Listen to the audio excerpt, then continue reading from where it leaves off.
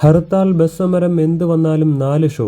ദൃശ്യം 3 തിയേറ്റർ കരാർ പുറത്ത്. തിയേറ്റർ ഉടമകളുമായിട്ടുള്ള ആശീർവാദ് സിനിമാസിന്റെ ദൃശ്യം 3 കരാർ വിവരങ്ങൾ പുറത്ത്. മലയാളത്തിലെ ഏറ്റവും വലിയ റിലീസായി എത്തുന്ന സിനിമയ്ക്ക് മുന്നിൽ ഇതുവരെയുള്ള പല നിയമരീതികളും പൊളിച്ചെഴുതിയിട്ടുണ്ട്. ഏപ്രിൽ 2-ന് തിയേറ്ററുകളിലെത്തുന്ന ചിത്രത്തിന് ദിവസവും 4 പ്രദർശനം നടത്താൻ തിയേറ്റർ ഉടമകൾ സമ്മതം മൂളിയെന്ന് കരാറിൽ പറയുന്നു. കൂടാതെ ആദ്യ ആഴ്ച വിതരണക്കാരുടെ ഷെയറായി 60% ബോക്സ് ഓഫീസിന് റവന്യൂ നൽകാൻ തിയേറ്റർ ഉടമകൾ സമ്മതിച്ചു. രണ്ടാമത്തെ ആഴ്ച ഇത് 55%വും മൂന്നാമത്തെ ആഴ്ചയും നാലാമത്തെ ആഴ്ചയും ഇത് 50%വും നിലനിർത്തും. തിയേറ്ററിൽ ആളുണ്ടായാലും ഇല്ലെങ്കിലും കളക്ഷൻ കൂടിയാലും കുറവാണെങ്കിലും 4 ആഴ്ചയെങ്കിലും സിനിമ പ്രദർശിപ്പിക്കണം. ഹോൾഡ് ഓവർ, ഹർത്താൽ, ബസ് സമരം തുടങ്ങി എന്തുമാവട്ടെ ഇതിൽ ഒരു മാറ്റവും പാടില്ല.